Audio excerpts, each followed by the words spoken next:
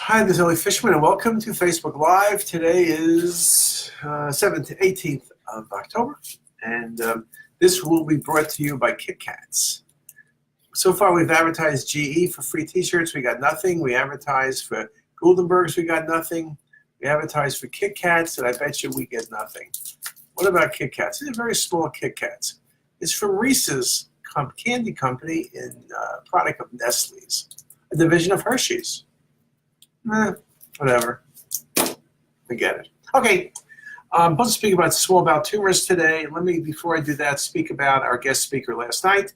So we had David Isbitski, who's the chief evangelist for Amazon for Alexa and Echo.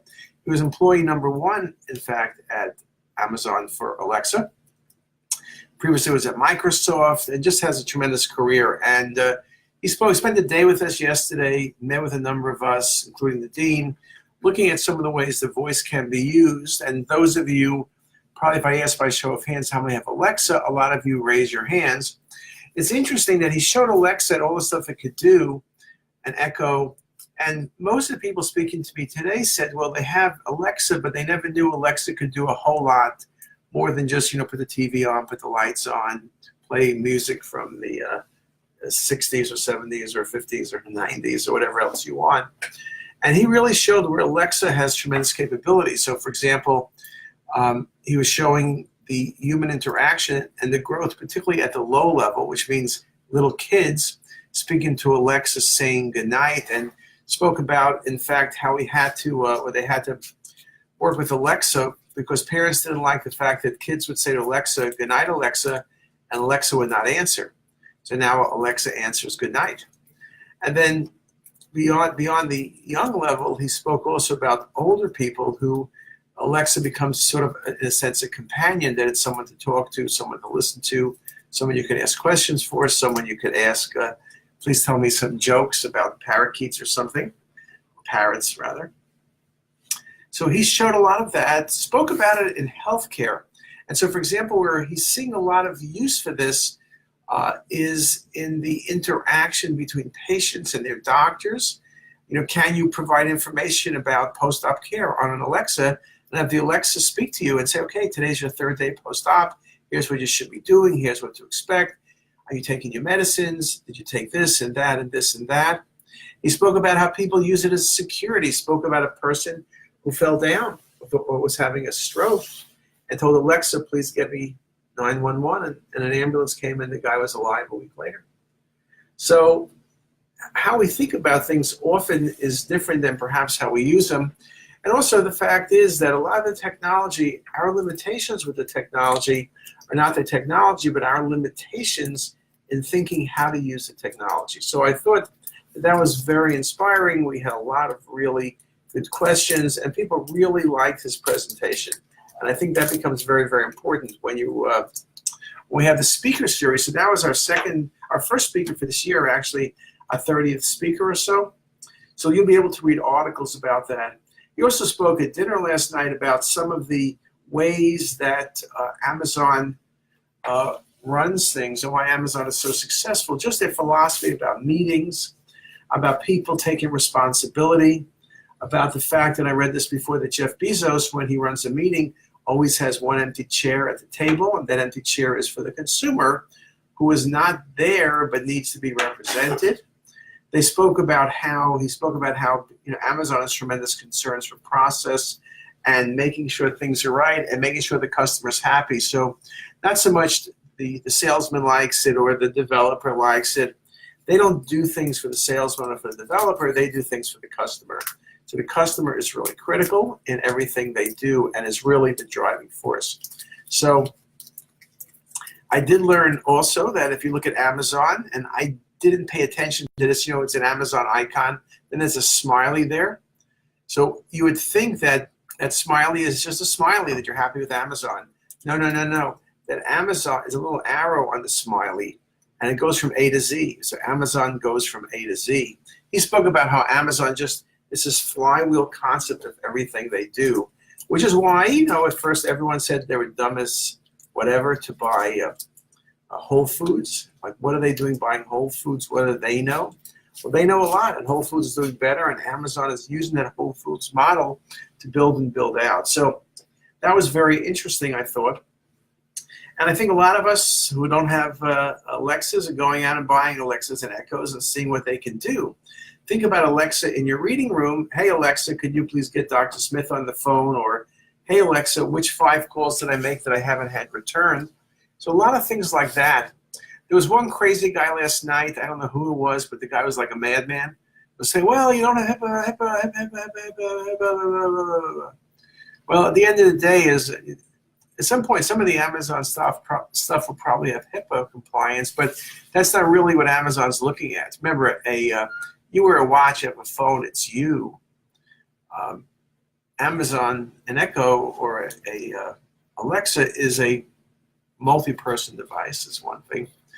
He also made the point that people are worried, like Alexa's listening to you, Alexa's getting all your secrets. Well, he said everything from Alexa is stored in the Google Cloud, AWS, and so it's very safe. Also, he made the point that on the Alexa, there's a red button. If you press that, it powers everything down.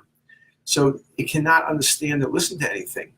And so when you have your iPhone and you put it on airplane mode, you can't do anything, but it still can listen to you. It still can be hacked. Amazon is very strict on privacy. They share no information. But also the fact is that it's very easy to block any information you would like to block. So I think that becomes very, very important. So I think security issues is something we all worry about, but I think perhaps it's less of an issue than we typically like to think. So let me tell you then a little bit about small bowel tumors. We didn't discuss these last night. Let me talk about, I've given lectures on small bowel tumors. If you go to CTisus, you can see a number of lectures on inflammatory disease of small bowel. There's lectures on small bowel obstruction. There's lectures on small bowel tumors. So it's not like we're new to the small bowel. But I think the thing that I want to at least discuss is protocols. Question is, do you use positive or neutral contrast? Do you use IV contrast? What phases do you use? What's the post-processing that you use? So I will tell you that if I'm looking for dedicated small bowel pathology, because many of them enhance slightly, can also bleed, I want neutral contrast agents. If you can't get IV, then positive oral Omni works perfectly well. The problem with oral Omni, unless you're really diluted, is you can obscure a small site of bleeding or a small tumor, and many of the small tumors that are problematic are relatively small. You can potentially use positive contrast and look very carefully, but I think for small tumors, think of carcinoids in the duodenum or adenocarcinomas. They're a very small lesion, and the reason you see them often the plaque-like is because they enhance. So to me, the enhancement part means neutral agents are going to be better, so we use straightforward water. If you're doing routine follow-ups on an adenocarcinoma, perhaps positive contrast works better. If you're doing carcinoids, you always have the question of desmoplastic reactions, multiple small carcinoid tumors, which are hypervascular. And CT typically did not do well, so the fact is with the new technology, with dual phase imaging, it does seem to work very well. When we talk about tumors, trying to figure out what they are, you need to look carefully. Tumors that are more proximally, you think of these duodenal carcinoids, you think about adenocarcinoma, distally typical carcinoids type 2. You think also about GIST tumors. You think about lymphoma because there's more lymphoid tissue. So the question is, you see a mass, what could it be? So we're going to look at stuff on lymphoma in the near term on CTisus. Someone made me say eat something. But I do wonder, in terms of patterns, what is it that you do see? So when you think about adenocarcinoma, typically it's mildly vascular, not very much, so 80, 90. It can be circumferential, can be very small, it's easy to miss. Circumferential can be bulky. As it gets bulkier and larger, it's easier to see. You can see the presence of nodes. Also, you can see the presence of liver mets, though liver mets tend to be later. Remember, we speak about small bowel tumors as being diagnosed 6 to 18 months after presentation. And that's a problem. If you're sticking to duodenum for a second, if I see a big mass, homogeneous often, pushing bowel, pushing things away, and I recognize it's not pancreas, but the pancreas looks good. Maybe it's displaced, no common duct, no pancreatic duct dilatation. I got to think beyond the pancreas. Then I think about things like groove pancreatitis, which can be in the interim, but it looks like groove pancreatitis. And I think about GIST tumors and carcinoid tumors. Carcinoids are very common distally, but there is a type of carcinoid that occurs in the second portion of the duodenum. These commonly have large nodes. Carcinoid tumors are vascular. GIST tumors can be somewhat vascular or non-vascular. And most of the adenocarcinomas are hypovascular. So again, how we look at things will also depend on what we're looking for. In terms of the liver, we always do dual phase with suspected tumors. Arterial phase is best in looking at neuroendocrine tumors, so a carcinoid metastatic to liver, almost always very vascular. Once it gets treated, it may not be so vascular, but early on they're very vascular. And at times with neuroendocrine tumors, we know that the primary may not be very vascular, but metastases are. So you need to really understand the spectrum of what we're looking at. GIST tumors can be very large in the duodenum, can ulcerate. When they're small, they're very vascular. When they're large, they're relatively hypovascular. The thing about GIST tumors, they can ulcerate. Classic appearance, looks like a big pancreatic mass, but no common duct, no pancreatic duct dilatation. Think of GIST tumor. GIST can occur anywhere from the upper esophagus to the rectum. 70% of abdominal GISTs occur in the stomach. Large exophytic mass, which can sometimes displace structures, so it simulates a different process. We could think about, in terms of tumor imaging, going back to the question about technique, the reason I like arterial phase plus the venous phase is small carcinoids are not going to be shown without arterial phase imaging. The presence of nodes is best seen, particularly when nodes are somewhat vascular. And in fact, you can do 3D imaging for surgical planning. Depending on the situation, some neuroendocrine tumors, which are small and eccentric, surgeons might do an enucleation rather than simply a total pancreatectomy. So that indeed can be very helpful. We also talk about, proximal versus distal. Proximal tumors are adenocarcinoma, distal or carcinoid. And, lymphoma just can be anywhere. As I mentioned, just esophagus down to anus, but we see a lot of GIST tumors in the stomach. We see smaller GIST tumors in the small bowel. When they ulcerate and they bleed, common presentation.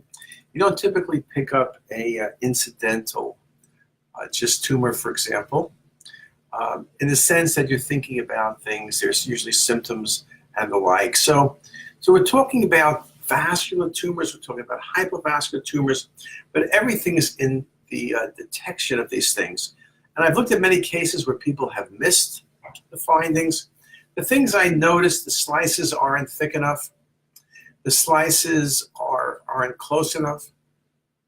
The patient's imaging is limited. The patient has really, when you think about the understanding of tumors and tumor types, it's really location, it's enhancement, it's size, position, relationship. Could it be metastatic? Could it be primary? So all of those things should be going through your head. So I kind of like that philosophy of how we do things in that regard. Again, in terms of IV contrast, we use Omni or Visipake. We want to go with 5 cc's a second for about 120 cc's.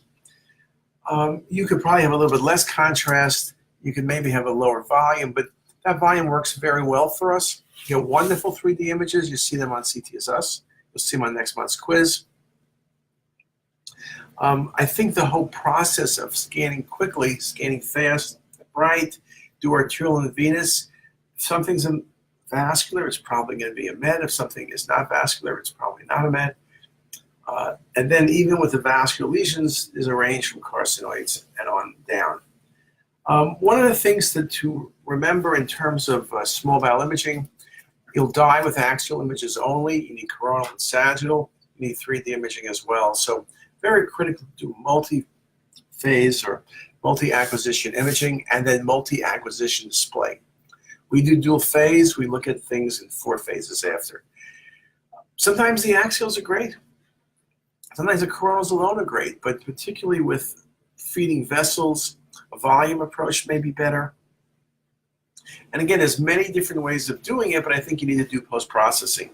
I'll mention in terms of misdiagnosis, and I'll speak about small bowel in a while, but to me, one of the most common causes of misdiagnosis is just missing some of the findings related to what you see on the patient or with the patient. So it's very important to really understand, what we're dealing with. Small bowel tumors are 26% of tumors, or less than 20%. 26% is about number 11 on the list. So it's not, the frequency is not that high, but again, it becomes critical diagnosis in terms of management.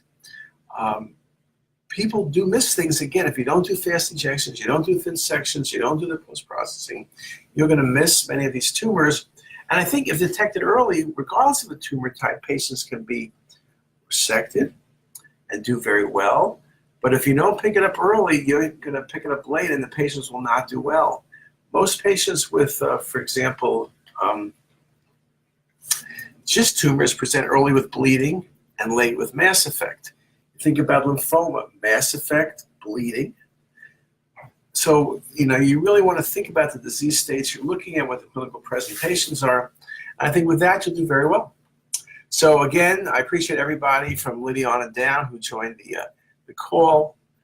Again, thanks for the professorship. Yes, I did get a professorship, and it's the Elliot K. Fishman Professorship. Very obnoxious, but beggars can't be choosers.